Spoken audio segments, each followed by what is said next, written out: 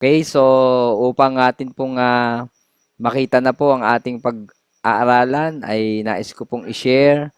Of course, nakikita nyo ngayon dyan sa screen. Unang battle po na atin pong pag-uusapan ay tumingin po kayo lahat sa nakikita nyo sa nasa Facebook man kayo o nandito sa Zoom. Una pong battle po dito ay nais ko pong ipabilang sa inyo kung ilan po yung army na naandyan. Okay, bibigyan ko po kayo ng mga 10 segundo. Siguro kayang-kaya nyo na yan, no? Bilangin nyo po kung ilan yung army na naririyan. Okay, ako po ay nagbibigay lang po ng paumpisa upang tayo po ay magtuon ng ating mga pansin. By the way, ako po si Pastor Dave Javier ng Jesus is Lord Church Southville. In particular dito po sa Newgan, of course sa JIL District 2 ng Laguna. At ang atin pong topic o ang ating pag-uusapan po para sa gabing ito ay nangangailangan po ng inyong pandinig. Nangangailangan po ng ating atensyon. And if you have your Bible, pwede nyo rin pong buksan. At ang atin pong kwento na pagkukuhanan, paghuhugutan, no? At titignan ang anumang mga salita, pangyayari, totoong buhay na naganap, at very familiar po tayo. Ito po ay atin pong alam na alam. But before that, nais ko pong ibahagi sa inyo ang sinasabi ni Apostol Pablo sa 2 Corinthians chapter 10, verses 3 to 6. Sabi po diyan, for though we live, at makikita natin diyan, no, na tayo daw po ay namumuhay dito sa mundong ito, but we do not wage war as the world does, no? Yung ating pinakadigmaan ay hindi daw kagaya ng sa mundo. For the weapons we fight with are not weapons of the world. Hindi daw yung weapon ng mundo. On the other hand, on the contrary, they have divine pretension that sets itself up against the knowledge, no, of God.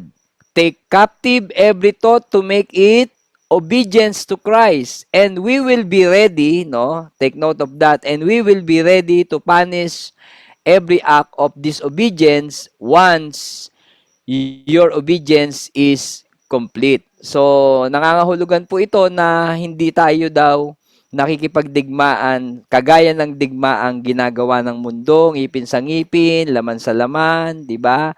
At alam natin na yung mga weapon na tinutukoy ng mundo ay yung mga baril, di ba? Sibat, meron pa ba ngayong saltek, no? O kaya ay pana, no? Basta yung mga tinutukoy dito, sinasabi ni Pablo, not the weapons of this world.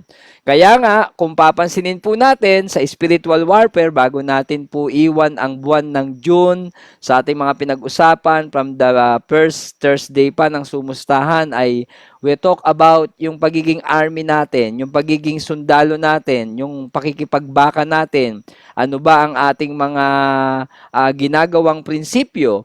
And today, sa ating last Thursday ng sumustahan, ay pag-uusapan natin yung sinasabi dito sa 2 Chronicles chapter 20. Napakaganda po nito, no? At dito po tayo magbibigay ng atin pong focus dahil kapag sinundan po natin ang 2 Chronicles chapter 20 verses 1 to 30, makikita po natin diyan ang tunay na digmaan na atin pong bibilangan ay digmaang hindi sa atin. Okay, ulitin ko po ha. Ang digmaan na matagal nyo na po ay sad to say na binabata, nakikipaglaban po kayo, no? Nang kayo minsan ay talagang sumusugod kayo. Sugod kapatid, wala ka namang kasama kundi ikaw lang, ay alam natin that this battle belongs to the Lord. Tama po ang inyong narinig. Ang digmaan ay hindi sa atin, kundi sa Panginoon. Okay? Sundan nyo lamang po ito kasi dito po manggagaling ang ating mga pag-uusapan. Kaya makinig po kayo dahil mamaya kapag ka tayo po ay nag-discuss na ng mga sandata ng ating pakikipaglaban o pakikibaka, ay dito po natin yan kukunin. Kaya umpisahan na po natin. Ito po yung pinaka-team verse no, ng ating 2 Chronicles chapter 20 verses 1 to 30. No, ito po yung pinakatampok sa verse 15. Tagalog po ang aking pinrepare para mas lalo nating maunawaan. Sinabi niya, makinig kayo, Haring Jehoshaphat, at kayong mga taga-Huda at Jerusalem. Ganito ang sinasabi sa inyo ni Yahweh. Huwag kayong matakot ni masiraan ng loob dahil sa maraming kaaway.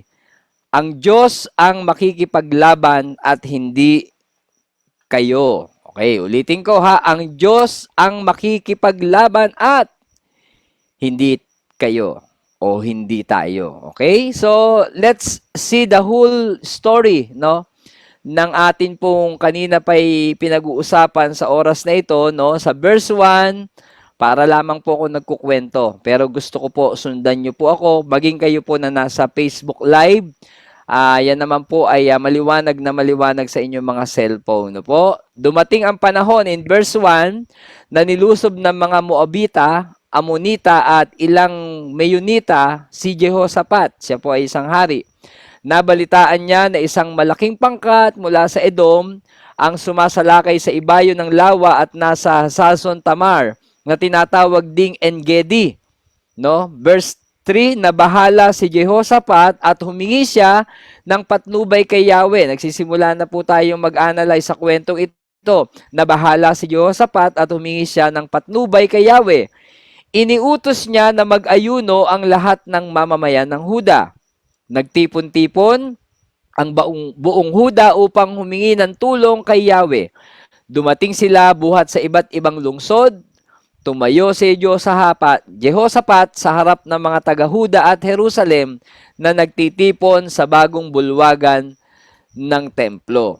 Tingnan po natin yung verse 6. Napakaganda po niyan. Sabi ng verse 6, nanalangin siya. Ito po ang laman ng kanyang panalangin. O Yahweh, Diyos ng aming mga ninuno at ng buong kalangitan. Kayo po ang namamahala sa lahat ng bansa at ikaw ang may lubos na kapangyarihan. Kaya walang maaring lumaban sa inyo. O Diyos namin, ikaw ang nagpalaya sa mga taga rito upang ibigay ang lupaing ito sa bayan mong Israel magpakailanman. Ginawa niyo iyon ayon sa inyong pangako kay Abraham na inyong kaibigan. Dito nga sila tumira at itinayo nila ang templong ito upang dito kayo sambahin, sabi nila. Kung may masamang mangyayari sa amin tulad ng digmaan, baha, salot o tagutom, haharap kami sa templong ito upang humingi ng tulong sa inyo sapagkat dito kayo sinasamba. Tatawag kami upang humingi ng tulong sa inyo sapagkat dito kayo sinasamba. Tatawag kami sa inyo, papakinggan ninyo kami at ililigtas sa panahon ng aming kagipitan. Verse 10, ngayon sinasalakay kami ng mga kawal sa Amon, Moab at sa kaburulan ng Edom, mga lugar na hindi nyo pinapahintulot na pasukin ng mga Israelita nang umalis sila sa Ehipto. Kaya sila'y nawasak. Ngayon ito po ang iginanti nila sa amin. Sinalakay nila kami at nais palayasin sa lupaing ito na ipinamana nyo sa amin. Ikaw po ang Diyos namin. Parusahan nyo sila. Hindi namin kayang labanan ng ganito karaming hukbo. Hindi po namin alam ang aming gagawin. Sa inyo lamang kami umaasa. Ha? Tignan nyo po itong binabasa natin. Napakaganda po. Dito pa lamang sa kwentong ito, marami na po tayong matututunan. Ituloy po natin in verse 13. Samantala, lahat ng kalalakihan ng Huda kasama ang kanilang mga asawa at anak ay dumulog kay Yahweh. Ha? Tingnan nyo, lahat na. Ang espiritu ni Yahweh ay lumukob kay Jahaziel na anak ni Zacarias. Apo siya ni Benas na anak ni Jeiel, na apo naman ni Matanias, isa sa mga Levitang anak ni Asaph. Sinabi niya, makinig kayo, Haring Jehoshaphat, at kayong mga taga-Huda at Jerusalem. Ganito ang sinasabi sa inyo ni Yahweh. Huwag kayong matakot ni masiraan ng loob dahil sa maraming kaaway. Ang Diyos ang makikipaglaban at hindi kayo. Ayan ha, yan yung ating team verse. Nako, napakaganda po nito. Sundan pa natin, verse 16. Harapin nyo sila bukas. Ito po ang pinaka-exciting part nito no? Sapagkat aahon sila sa Ziz. Makakasagupan ninyo sila sa may dulo ng libis sa silangan ng ilang ng Jeruel. Hindi na kayo kailangang lumaban. Manatili na lamang kayo sa inyong kinatatayuan at maghintay. Makikita ninyo ang pagtatagumpay ni Yahweh para sa inyo.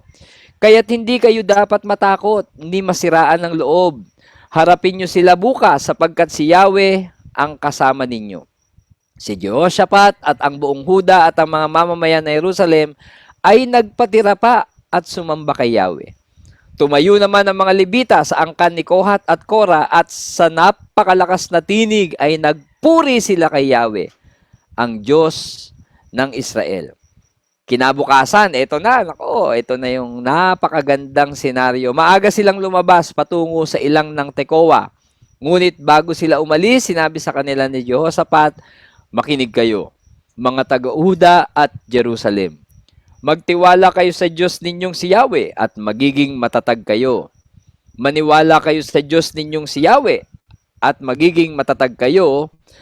Maniwala din kayo sa kanyang mga propeta at magtatagumpay kayo. Matapos niyang paalalahanan ng mga tao, pumili siya ng mga mang-aawit, okay, mga worship team, na magpupuri kay Yahweh dahil sa kanyang kahanga-hangang kabanalan. Inilagay niya ang mga ito sa unahan na hukbo at habang daay umaawit. Purihin si Yahweh! Pag-ibig niya ay tunay, laging tapat, kailanman. Nang marinig ng mga kaaway ang awitan, ginulo sila ni Yahweh. Dahil dito, sila ang nagkagulo. Ang sinalakay ng mga Amonita at Moabita ay ang kasama nilang taga-Edom at nilipol nila ang mga ito. Pagkatapos, sila ang nagpatayan. Umakyat ang mga taga-Huda sa tore na nasa disyerto at nagmanman sa mga kaaway. Wala silang nakitang nakatakas. Lahat ay patay na nakahandusay sa lupa.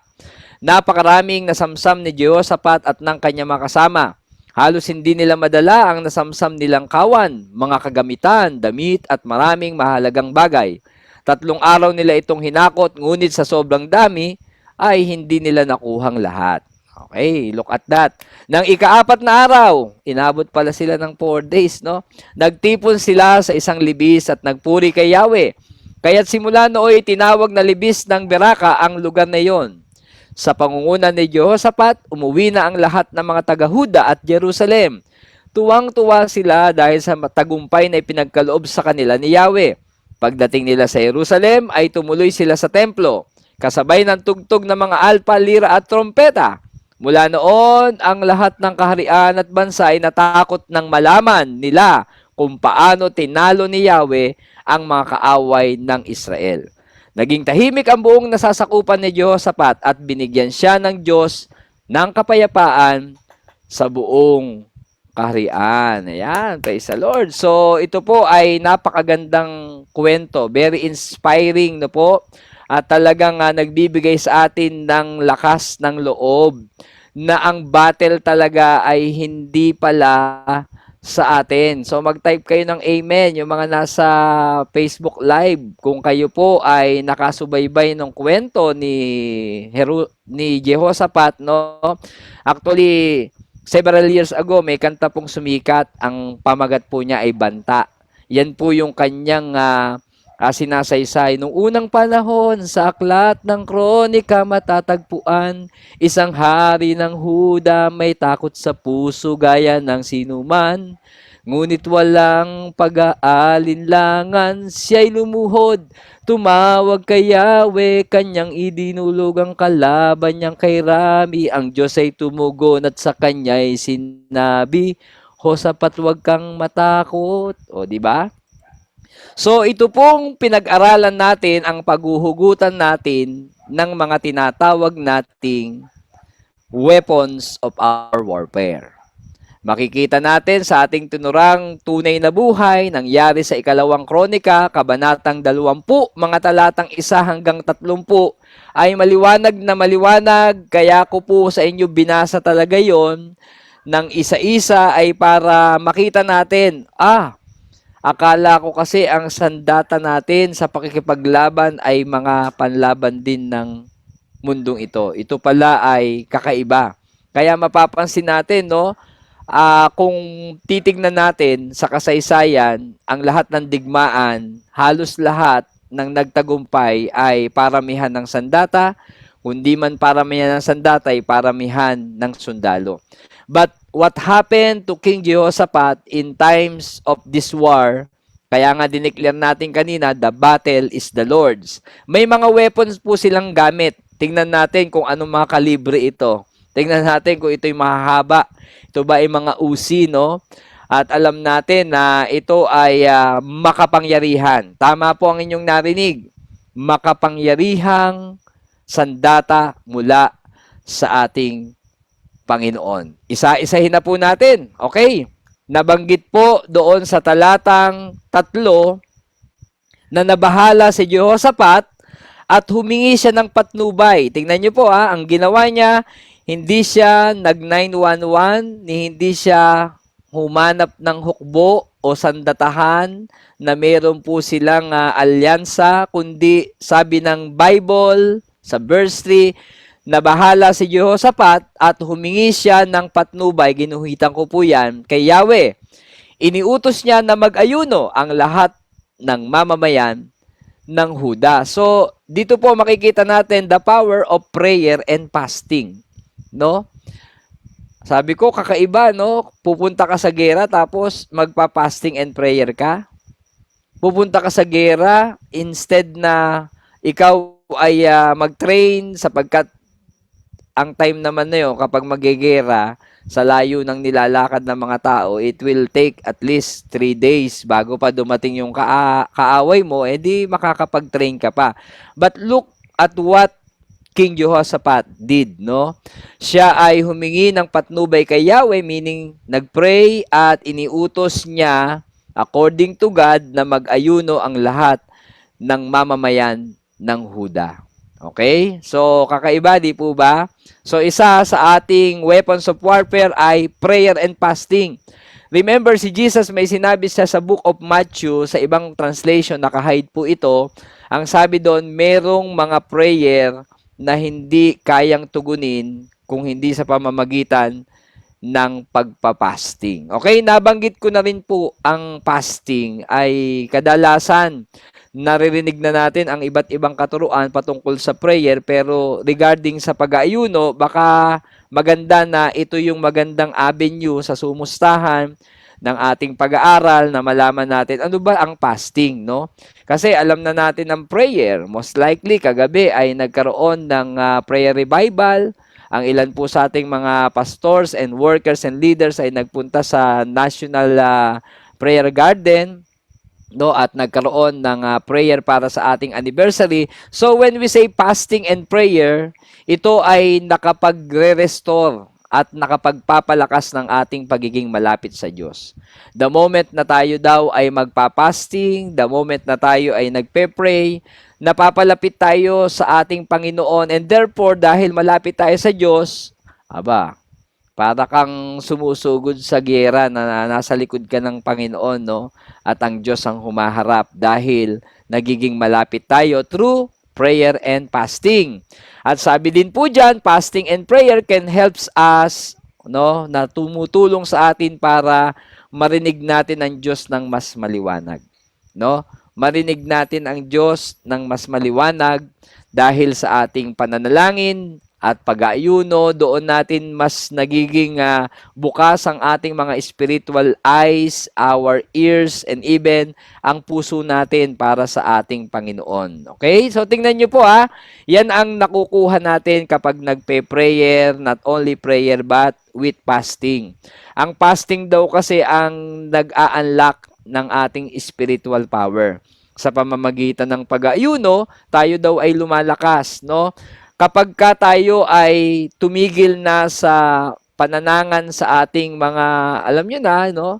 Yung mga kapangyarihang galing sa labas o kaya yung mga inaasahan natin na pwede nating mahingan ng tulong, kapag daw tayo nag-fasting and prayer, nako, makikita nyo, the power of God is able to more fully envelop and fill us. Kaya pala sabi ng Panginoon, no, through Jahaziel doon sa kay Haring Jehoshaphat na huwag kang matakot, no, sasamahan tayo ng Diyos. And fasting adds power to prayer, no? Magandang nagpe-pray ka, pero mas magandang ito ay may kaakibat na pag-aayuno sapagkat nagko-connect ito sa ating Diyos and thereby nag-i-increase ang pananampalataya natin patungkol sa kapangyarihan ng Diyos. Kasi sa totoo lang, yung laban na yan nakakatakot. Kasi ilan ba yung susugod sa kanila, lulusubin sila, parang may susugod galing sa north, may gagaling sa south, from the east to the west, aba, napapaligiran na namin kayo, parang ganun no? Pero through fasting and prayer, hindi natin makikita ang dami ng kalaban. Makikita natin ang malaking Diyos na tayo ay sasamahan. Ako, pinapalakpakan po yan kapag ganun ang naririnig natin dyan. Okay? So, number 1 prayer and fasting or fasting and prayer. Now, may nagtatanong, ano ba ang iba't ibang uri ng fasting? Pasadahan na rin natin para malaman natin, no, ano-ano ba tong uri ng fasting. Una, narinig natin yung regular fast, no? Ang ibig sabihin ng regular fast, yung kapag ikay nag-abstain sa lahat ng pagkain, no, at least ang tubig ay hindi mo inaalis, no? May mga ganong regular fasting na siya ay fasting sa mga pagkain, no? Pero yung tubig hindi niya isinasama sa kanyang pag-aayuno. So that is called regular fast. And then meron tayong tinatawag na partial fast, no? This is a type of fasting that involves abstaining from a particular type of food. No? Naalala ko noon si Daniel, fasting siya, ang kinakain niya lang ay gulay. Kaya ang tawag doon ay Daniel's fasting. So partial fast. Sabihin natin fasting muna kayo sa mga karne. Puro gulay kayo. O sige, fasting muna kayo sa Facebook. O di ba? Pwede rin nating isama yun kasi sa fasting talaga yung iba't ibang kaabalahan natin. Pag sinabi nating absolute fast, ito yung talagang fasting na hindi ka kumakain, hindi ka umiinom ng kahit anong liquid, no? You should only do this for a short period of time. Ang absolute fast ay ginagawa kamuka. Halimbawa, magdi-declare ka ng 1 day, absolute fast ka, no? Paggising mo, hanggang sa bago ka matulog, walang tubig, walang pagkain. So, yan ay naka-schedule na. Some of us, kung kaya naman, ginagawa ito before, kahit na lumampas pa ng isang araw. Depende po basta laging titignan din ninyo ang kakayanan ng inyong kalusugan. Okay, may disclaimer tayo dyan Hindi po kung kayo ay bawal mag-fast o kaya yan po ay talagang sinusubok din yung ating pananampalataya. Okay? And the last, the supernatural fast. Ang example nating mga gumawa nito, si Lord Jesus, si Moses. Marami tayong mga man of God na natala sa kasaysayan ng Biblia na kung saan sila ay gumanap ng supernatural fast. Ito yung talagang merong kang direct message from the Lord na magpapasting ka, na kung saan talagang wala kang gagawin. Wala kang kakainin, wala kang iinumin, no? Talagang pupunta ka sa isang solitary place. Kapag minsan yung mga lingkod ng Panginoon ay may kinakailangang mensahe or direksyon mula sa Panginoon, ginagawa ito ng mga ilan nating mga kakilalang mga pastor, no, mga lingkod ng Panginoon, missionary. Kasi sa totoo lang, the big assignment, kailangan ng big preparation at kinakailangan samahan po ng pag-aayuno. So, bakit prayer and fasting ay isa sa ating spiritual warfare weapon? Kasi makapangyarihan ito, nakapagpapakilos ng mahimala at makapangyarihang kamay ng ating Diyos. Okay, meron na tayong isa. Itago nyo na yan, Tandaan nyo po yan. Pangalawa, meron pong binanggit doon kung kayo po ay nakinig, At kung ngayon pa lamang po kayo naka-tune in sa ating Facebook Live, sa ating sumustahang ito at ang ilan ay nasa Zoom, dito po sa kasama natin ay binanggit doon sa talatang I think dito po sa verse 6 no po na sabi dito ni Jehoshaphat sa kanyang prayer, ginawa niyo iyon ayon sa inyong pangako kay Abraham na inyong kaibigan. So dito pinapaalala ni Jehoshaphat ang pangako. Kapag naman natin binanggit ang pangako ng Diyos, ang tinutukoy natin dyan ay walang iba kundi ang kapangyarihan ng salita ng Diyos. Dahil sinabi ng Diyos, kaya nga sabi ni Jehoshaphat, ginawa niyo yon ayon sa inyong pangako. Tandaan nyo, kapag may pinanghahawakan tayong pangako mula sa Diyos, sabihin natin, Lord, dahil sinabi mo, dahil pinangako mo, panghahawakan ko at ito'y makapangyarihan. Tandaan nyo po yan, isa sa weapons of our warfare, no, ay aside from the power ng prayer and fasting, pangalawa, the power of the Word of God. Now, speaking about the Word of God, no, ito ay makikita natin sa iba't ibang testamento ng Biblia at isa na po yung makikita natin na doon sa armor na pinasusuot sa atin, di ba, natandaan nyo sa buhay ni Pablo, sabi niya isuot natin ang baluti ng Panginoon, isa po doon ay pangdepensa, no? Meron tayo dong mga baluti ng Panginoon na pandepensa, pero ibahin po natin ang Word of God. Ang Word of God ay ginagamit natin para doon sa offensive side. Offensive weapon po ang Word of God, the sword of the Spirit, no?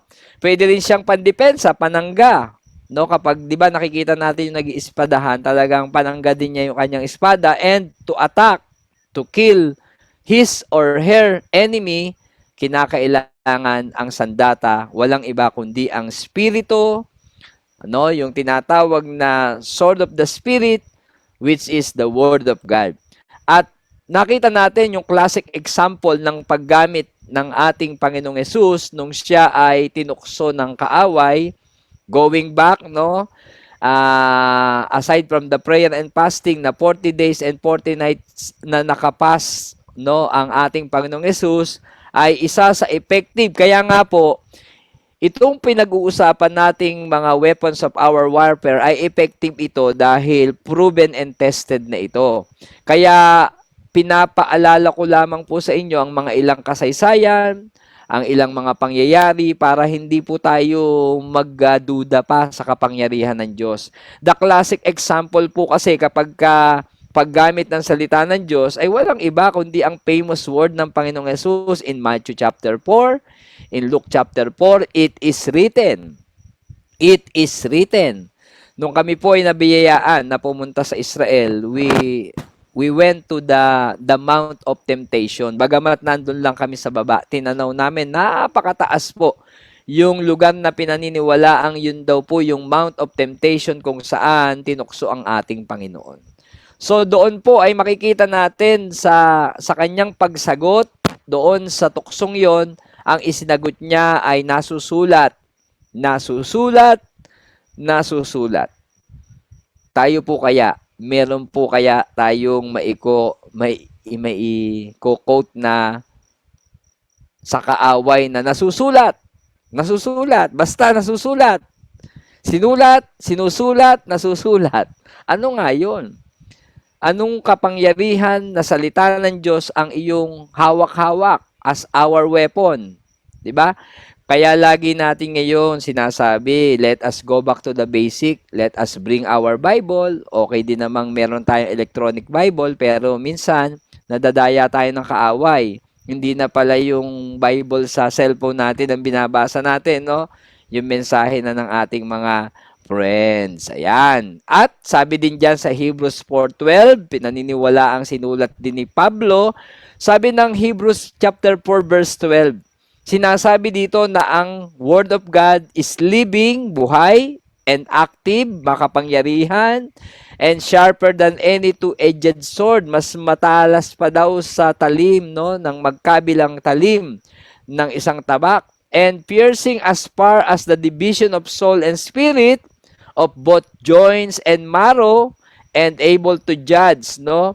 Nakababatid daw ng lahat ng iniisip at even ang intensyon ng ating mga puso. Ganito po kakapangyarihan ang salita ng Diyos.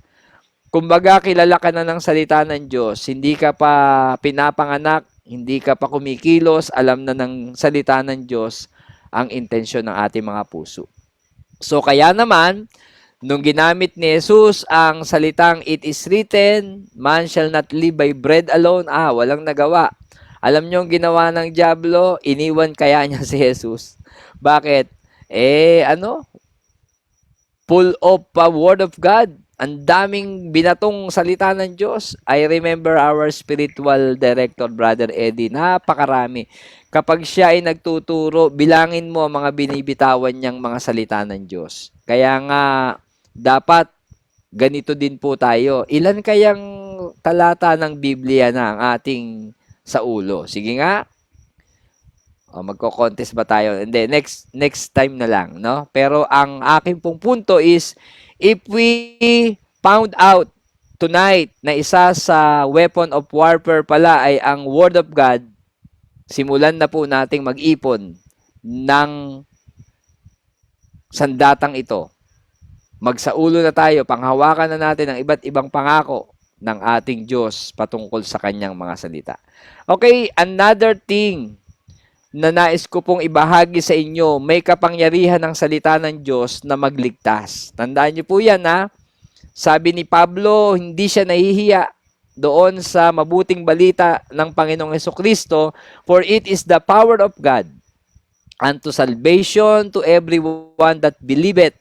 Kapag naniwala ang tao sa salita ng Diyos, no, hindi lamang ito sa mga Hudyo, kundi maging sa ating mga Hentil na hindi tayo kasama sa physical, no, by birth na lipi ni Abraham, maliligtas pala basta narinig, pinanampalatayanan ang salita ng Panginoon.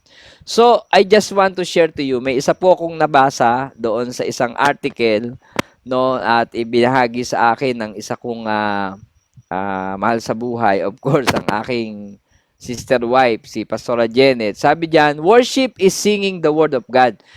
Have you not observed na ang mga worship song natin ay kinakanta lang natin yung salita ng Diyos? Actually, habang tinuturo ko sa inyo ito ay umaalingaw sa aking isip yung war song, yung We have a weapon of warfare, di ba? The praises of God in our mouth. Because most, hindi man lahat, pero most of the worship song na ating inaawit ay salita ng Diyos. Okay? At ang warfare is declaring the word of God. Di ba? Pag nakipag-warfare tayo, sinabi ng salita ng Diyos, ano man ang talian namin dito sa lupa, ay tatalian mo dyan sa kalangitan. So, ito ay mga word of God. No? Kinakanta natin. Napansin nyo ba? Dinideclare natin sa intercession. Sabi dyan, intercession is praying the word of God. Ikaw ang makapangyarihang Diyos. Sinabi mo, saan man may 2 o 3 nagkakatipon. That is why in our intercession ay may kapayapaan tayo na ito ay makapangyarihan. Dahil, bakit? Yung salita ng Diyos din yung laman ng ating mga prayer. Hindi nyo po ba napansin? Pag nakipag-warfare tayo, ang dinedeklara natin ay salita ng Diyos. And if we are worshiping God or praising God, we are just singing the word of God. Kaya siya powerful. Okay, nakadalawa na po tayo. Meron bang patalastas? Meron bang mag-special number? Okay, o sige, tuloy na lang natin kung wala. Okay, pangatlo. Nako, meron kayo nito. The power of testimony. Makapangyarihan ba yon? Paano siya naging makapangyarihan? Bago ko po ito discuss, ako ay halos 30 mahigit na pong mananampalataya at isa sa hanggang ngayon ay tumatatak sa isip ko ay yung kapag sinabi ng Bible teacher doon sa mga Bible study na, sino ang tatapak sa ulo ng dyablo? Hindi ko po maintindihan nyo. Bakit ba sinasabing sino yung tatapak sa ulo ng dyablo? Ano bang gagawin? Yung pala ay magpapatotoo. So dito po ay pinapatotohanan, ayan, oh, obvious ba? Na makapangyarihan ng patotoo. Sino nag-a-agree, mag-type ng amen. Yung mga may patotoo, gusto nyo, i-type nyo na rin dyan sa message box ng ating Facebook Live. Kagaya ng ginawa ko nung isang araw. No?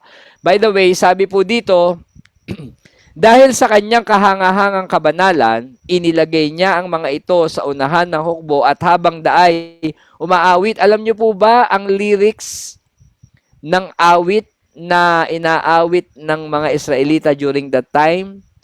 Isa pong patotoo. Sabi doon, purihin si Yahweh, pag-ibig niya ay tunay, laging tapat, kailanman. Okay? Give thanks to the Lord for He is good, His love endures forever. Give thanks to the Lord for He is good, His love endures forever. Pinapatotoo lang nila na ang Diyos ay dapat purihin dahil ang kanyang pag-ibig ay di nagmamaliw, ito'y laging sariwa bawat umaga. So, there is power in our testimony, mga kapatid. Makinig po kayo. Pag nagpapatotoo tayo, nililiglig natin ang kalangitan. Dahil sa ating mga patotoo, nagpapakawala ito ng kapangyarihan upang isang tao ay baguhin ng Diyos. Upang ang isang taong makakarinig ng patotoo natin ay magkakaroon ng conviction na humingi ng tawad sa kanyang kasalanan. Kung siya ay may sakit, manampalatayang ang Diyos ay nagpapagaling. Kung siya ay nangangamba, may pasanin, meron siyang kabigatan, sa pamamagitan ng ating makapangyarihang pagpapatotoo, nakikilala niya kung sino ang tunay na buhay na Diyos. Lahat po ba tayo ay may naaalalang patotoo sa ating mga buhay? Ako ho ay talagang convicted ng Panginoon. Siguro naman sa mga nagpapalaw sa akin, ay isa po yung naging usap-usapan kasi ngayon yung gulatin mo sila, no? Gulatin mo sila. Gulatin mo sila, yung mga ganoon, no? Dapat bukas, September 1, dapat gulatin natin sila, hindi nung sumisilip sa bintana. No? Never, di ba, no? Minsan, mas nagugulat ang mga tao sa mga bagay sa mundong ito. Pero dapat gulatin natin sila. No? Kaya dapat araw-araw ginugulat natin sila ng mga mabubuting bagay na ginawa sa atin ng Diyos. 'Di ba? Yung mga first time na nakapag-travel diyan, 'di ba? Gulatin niyo sila, magpatotoo ka, no?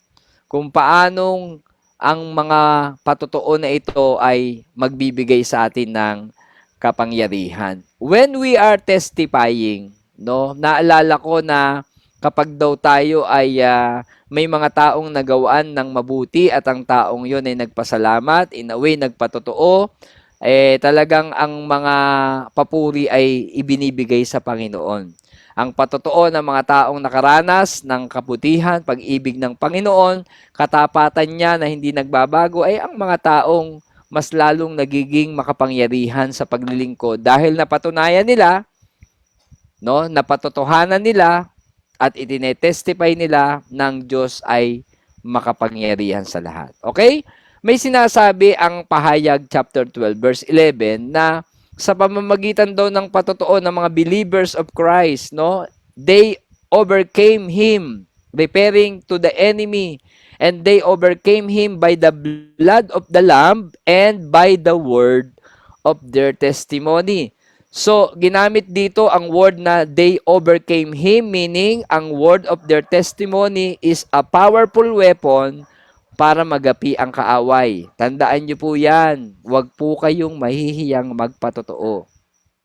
Huwag po kayong mahihiyang ipatotoo ang mga bagay. Kagaya ngayon, mga estudyante, hello, mga KKB dyan, taas ang kamay, kaway-kaway naman dyan, yung mga umattend ng KKB retreat natin last Monday, di ba? It's high time to testify. No, dahil bagong kakilala nyo pa lang naman yung iba dyan, di ba? Ba't kayo mahihiya? Yung iba nga gumagawa ng masama, hindi nahihiya, tayo na may magpapatotoo, di ba? At sabi John, they overcame him by the blood of the Lamb and by the word of their testimony, and they loved their lives unto the death. No, talagang ang kanilang mga buhay ay tinalaga nila sa Panginoon ang mamatay ng dahil sa iyo. Kapagka ikaw ay may patotoo, napakamakapangyarihan ang pag-e-evangelize mo. Kasi sa patotoo mo pa lang, sa totoo lang, kapagka ang isang salesman o saleswoman nagbebenta ng isang produkto, ang laging tanong nung binebentahan, ginamit mo na ba yan? Effective ba yan sa'yo? Di ba? So kung ang atin pong produkto ay ang gospel o mabuting balita ng Panginoon at may magtatanong sa iyo, bakit? Nung nakilala mo ba ang Panginoon, kumusta ba ang dati mong buhay? 'Di ba? Titingnan nila kung ang dati mong buhay ay nung nakilala mo ang Panginoon ay naging mas maganda. Kaya nga pag meron sa inyo nagtatanong ng kumusta ka na, ang lagi ko pong payo na isasagot nyo ay mas mabuti kaysa dati. Yung pagsagot nyo sa inyong kakilala na nangangamusta sa inyo na magsasabing mas mabuti kaysa dati, magtatanong yon. Pwede ko bang malaman kung anong dahilan bakit sinasabi mong mas mabuti ka kaysa dati? O di ba? It's an opportunity. Isa pong strategy, no? Huwag niyo sasabihin na power, power. Oh, adya, adya. Kundi ang kapangyarihan ng ating pagsabi ng mas mabuti kaysa dati dahil ang buhay natin, ang ating buhay ay binago niya, di ba? Magmula ng ako'y magpasya. Actually, that song, ako'y binago niya, is a song stating the testimony of the writer. The composer, instead of saying the testimony ay pinut niya into a song na tinawag at pinamagatan niyang ako'y binago niya. Sa aking puso'y paghariin siya, anong himala, ako'y nag-iba. 'Di ba? Mas madali po kasing matandaan ng tao ang kanta. 'Di ba? Kaya nga kayo, sino nakakasaulo ng bahay kubo dito, 'di ba? Alam nyo ba na sa bahay kubo ay meron palang dalandan na ano ko yun natutunan ko Walang ampalaya sa bahay kubo pero may dalandan. Oo, may dalandan. Kasi ganito dan, bahay kubo. Joke lang po. Para lang po kayo hindi masyadong seryoso. Baka naman wala na po akong kausap. Okay? So, yung word of our testimony, na po, ang ating mga patotoo, wag nating kaliligtaan. Paglalabas tayo ng bahay, ilagay natin sa bag ang ating mga patotoo. Pag tayo sasakay ng jeep, tanggalin natin yung mga anong tawag dun sa ano na cellphone? Diya, yung ganito. Yung case natin, ilagay natin sa likod ng ating mga case ng cellphone, yung ating mga patotoo. Ano pong ibig ko sabihin? Lagi nating bitbitin ang ating mga patotoo sapagkat may kapangyarihan sa bawat patotoong lalabas sa ating mga labi. Okay? Nakailan na tayo? Prayer and fasting. Word of God. Our testimony. Okay? Dako tayo sa pang-apat. Siguro may idea na kayo, no? Nakaganan yung mga picture, no? May idea na kayo dyan. Obvious naman yan, no? Sabi ng verse 18, ayon sa paksang ating tinalakay at sa tunay na buhay na kwento ni Haring Jehoshaphat, si Jehoshaphat at ang buong Huda at ang mga mamamayan ng Jerusalem ay nagpatira pa at sumamba kay Yahweh. Tumayo naman ang mga Levita sa angkan ni Kohat at Kora at sa napakalakas na tinig ay nagpuri sila kay Yahweh, ang Diyos ng Israel. Okay? Sumamba, nagpuri. So, ito ang ating isa sa weapon of warfare, the power of praise and worship. Ito po ang pinakatampok na naging makapangyarihang weapon na ginamit nila aside from prayer and fasting, sa kanilang testimony ng katapatan ng Panginoon at yung salita ng Diyos na pinangako sa kanila ng Panginoon, sila ay nagpuri at sumamba at nako, naalala nyo ba si Joshua? Si Joshua nung salakayin nila ang lupang pangako na ipinangako sa kanila ng Diyos pero merong mga hadlang, no? Lalo na yung Jericho Wall na napakalapad na pader, muog na sabi ng mga Bible scholar, lagi ko narinig ay kasya ang dalawang 6x6 na truck, no?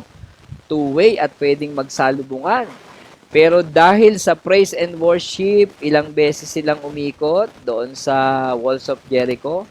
Unang araw, isa, dalawang araw, tapos sa ikatlong araw ay doon sila talaga mag-iikot ng 7 beses at sa ikapitong ikot nila, biglang hihipa ng trumpeta at sila ay magpupuri at sasamba sa Panginoon. And according to the history at sa tunay na pangyayari, naguho ang walls of Jericho. So, hindi lang 7 times. Actually, 13. Kasi 6 sa 6 na araw at sa ikapito ay 7 ulit. Okay? So, ito po ang ating nakitang kapangyarihan no, ng power of praise and worship. Kayo po ba?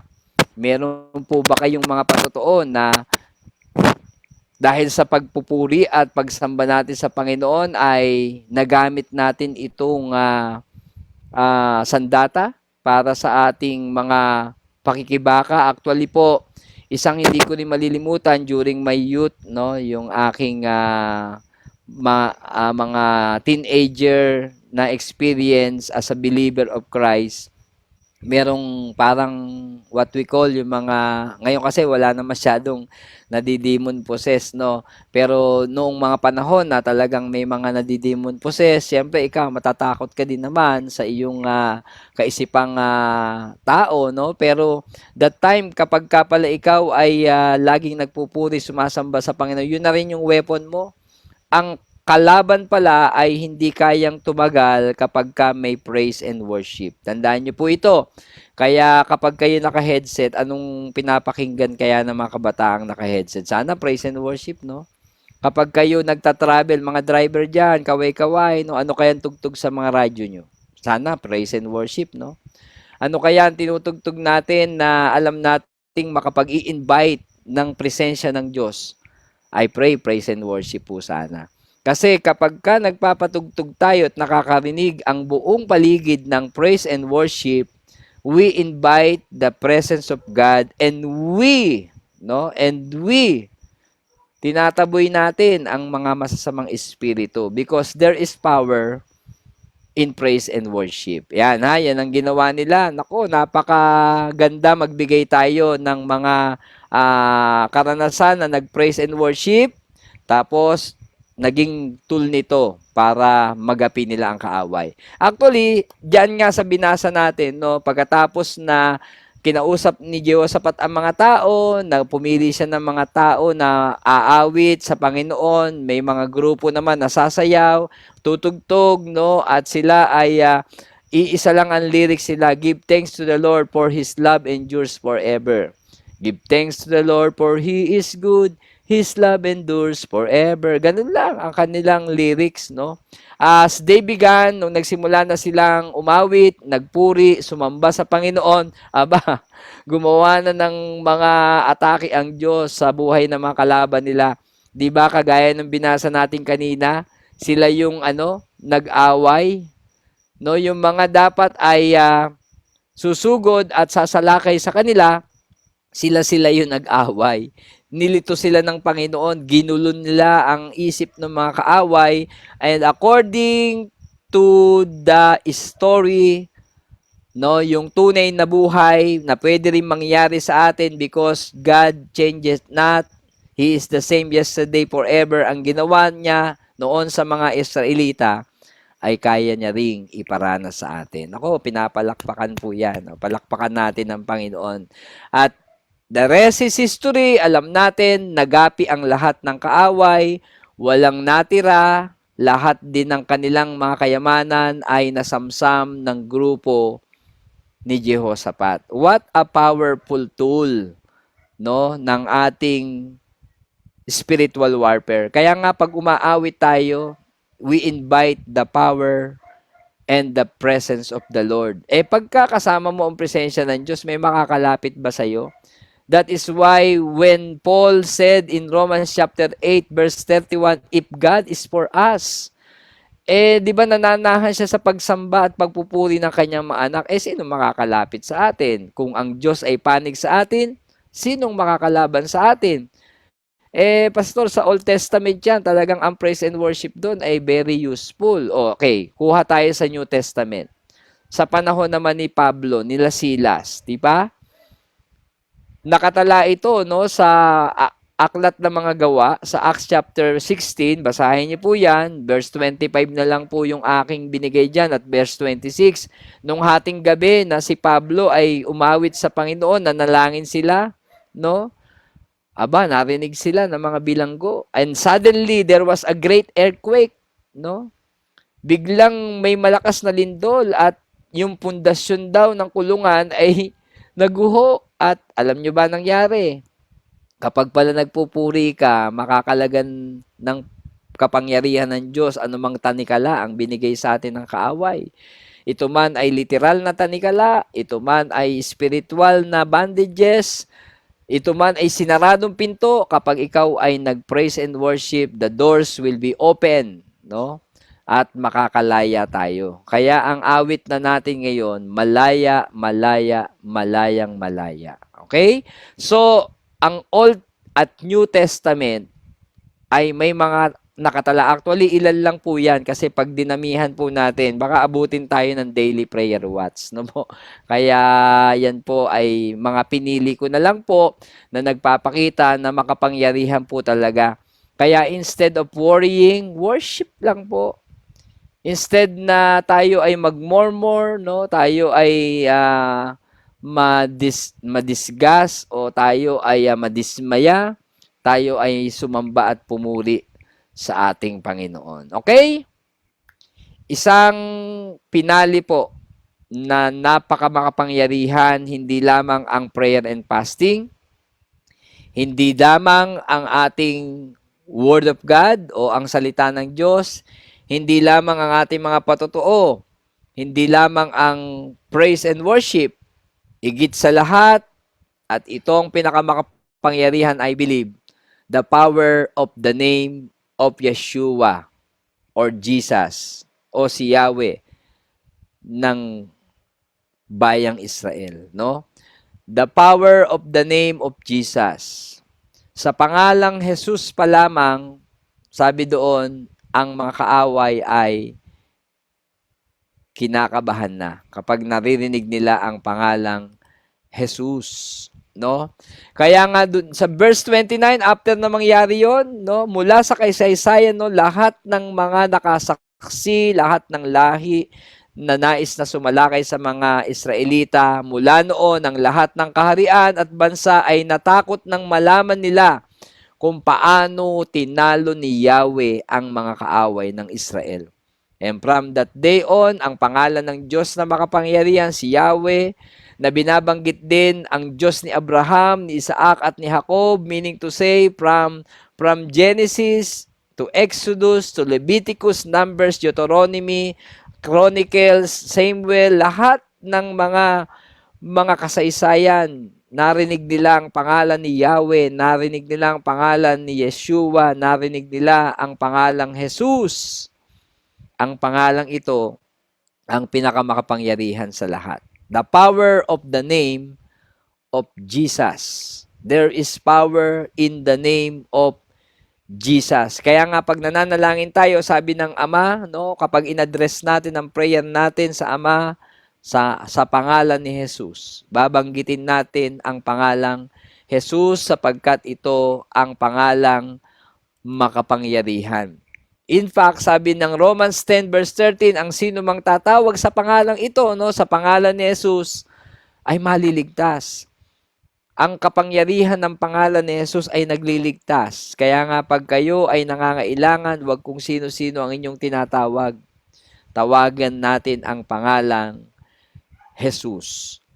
Sa ibang bansa po, ang pangalang Jesus ay talagang kumbaga katapat siya ng nanay ko po, 'di ba, dito sa ating bansa, no, sa kanila Jesus. Parang kumbaga 'yun ang kanilang expression every time na sila ay napapaharap sa kapahamakan. And in Joel chapter 2 verse 32, darating daw ang panahon, inihula na ni propeta Joel, na ang sino mang tatawag sa pangalan ng Panginoon ay makakalaya, no? Alam naman natin ang pangalan ni Jesus kung pag-aaralan nyo, mula pa yan sa Genesis ha. By the way, hindi lamang si Jesus pinag-uusapan sa New Testament lang, no. Actually, sa Genesis pa lang, si Jesus po ang tinutukoy ng Diyos nung sabihin niya na ang binhi ng babaeng ito, no, ay makikipag-away at tatapak doon sa ulo ng serpent. So the seed of the woman is no other than Jesus. Siya po ang binhi ng babae, no? Na alam naman natin the genealogy of Jesus from Adam and Eve, no, hanggang doon kay Jose na kanyang naging ama sa laman. Alam nating si Jesus ang laman ng Genesis, Exodus, Leviticus, Numbers, and hanggang Revelation, sapagkat ang pangalan niya ang pinakamataas, makapangyarihan sa lahat. Kaya sa Luke chapter 10 verse 17, nung ang Panginoon, no, ay talagang nag-create, nag-disciple po siya. Ayan, paalala po sa mga workers natin, kailangan tayo nagdidisipulo, no? At isa sa napakaraming nakasaksi ng kanyang mga kamangha-manghang mga himala, pagpapagaling, pagliligtas, pagpapalayas ng mga naalipin, no po, ay nakasaksi na sa pangalan ni Jesus, no, yung mga inaalihan daw ng masamang espiritu sa pangalan ni Jesus ay lumalayas. Tuwan-tuwa sila. Sabi dun sa Luke chapter 10 verse 17, nung bumalik na yung 70 disciples, sabi na, Panginoon, Panginoon, maging ang mga dyablo ay nagsisipaglaya sa iyong pangalan. Bagamat sinabi sa kanila ng Panginoon, wag lang kayong matuwa na ang mga dyablo ay lumalaya sa aking pangalan. Subalit matuwa kayo sapagkat ang pangalan nyo ay nakasulat sa aklat ng buhay. Yun naman yung pinaka-highlight. But the point is that there is power in the name of Jesus. Kung iisa-isahin lang natin yung mga taong lumapit sa Kanya, na talagang pinapahirapan ng masamang espiritu, ay dahil si Jesus mismo, siya yung si Jesus. Kaya sinasabi niya, lumayas kayo, lumalayas agad. Now, pagdating sa believers, kung ano yung mga bagay na nais nating maalis, sabi doon, use the name of Jesus, no? Sapagkat ang pangalan ni Jesus ang pinakamakapangyarihan sa lahat. Okay? So, wala na pong ibang pangalan. No po, ito na po yung aking mga huling talata na nais ko pong banggitin sa bawat isa, na nakasulat po sa Pilipos chapter 2 verses 9 to 11. Actually, this is the theme song of the church that we belong. The Jesus is Lord Fellowship noon, na ngayon ay Jesus is Lord Church, na mag-a-anniversary this coming October 14. Paalala po, ang ating 45th anniversary. Ito po ang ating theme verse, written by Paul in Philippians chapter 2 verses 9 to 11. Therefore, God exalted him, referring to Jesus, to the highest place, and gave him the name that is above every name, that at the name of Jesus every knee should bow, in heaven and on earth and under the earth, and every tongue acknowledge or confess that Jesus Christ is Lord, to the glory of God the Father. To complete all the weapons that we have for spiritual warfare, do not forget and always remember the powerful name of Jesus. Ikaw ba ay may sakit karamdaman? Sa pangalan ni Jesus, sinabi niya sa mga latay ng Panginoong Jesus na tinamo sa krus ng Kalbaryo, pinagaling na tayo. Just claim the name. There is power in His name. Sabi nga ng isang awit, di ba? At ang pangalang Jesus, kapag binabanggit, I remember, no, Bartimaeus, the blind man. Sabi niya, Jesus, Jesus, anak ni David, maawa po kayo sa akin. At kaagad na antig ang pangalan niya ay natawag. Kaya naman siya ay nagbigay ng pansin sa bulag na yon at tinanong, anong gusto mong gawin ko sa iyo? Kapag tinatawag natin ang pangalan ng Panginoon, tumutugon ng Diyos at tinatanong tayo, Anong gusto mong gawin ko sa'yo? Sa mga nakikinig po ngayon, anong gusto po nating gawin ng Diyos sa atin sa gabing ito? Just whisper and call the name of Jesus. The name given, no, na kung saan ang lahat ng tuhod ay luluhod, ang lahat ng labi ay magsasabing, si Jesus ang Panginoon. Okay, so lahat ng pangangailangan nyo, Jesus is the answer. Lahat ng himalang kailangan nyo, the name of Jesus is the powerful name of all. And as we conclude, before we pray, gusto ko lamang pong ipalala, maganda po na taglay-taglay natin ang mga weapons na ito ng ating pakikipabaka, no, pakikipaglaban, praise and worship, prayer and fasting, testimony, word of God, and most especially the name of Jesus. Pero paalala ko po, tandaan po natin, the foundation of this weapon ay ang atin pa ring malalim na relasyon sa Diyos, yung ating pananahan sa kapangyarihan ng banal na Espiritu, at ang ating totohanang commitment at pagtatalaga na lalakad tayo na may pagsunod sa mga utos at salita ng Diyos.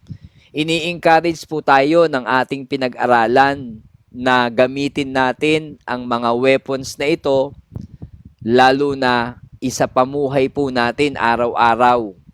Sa kabila ng mga challenges, no, sa kabila ng mga pagsubok, problema, at mga pinagdaraanan natin, ginaranti po ng Diyos, huwag tayong matakot. The battle is not ours, but the battle is the Lord's.